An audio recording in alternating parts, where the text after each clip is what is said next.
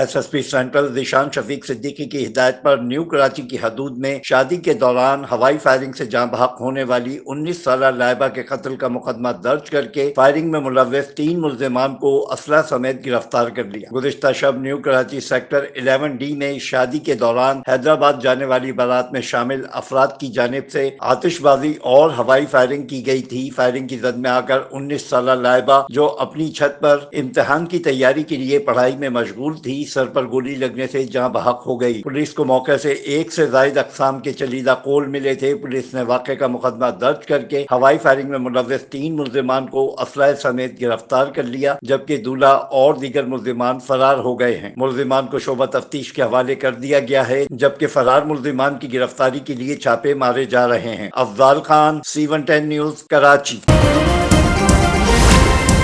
C110 news, खबर की असल खबर।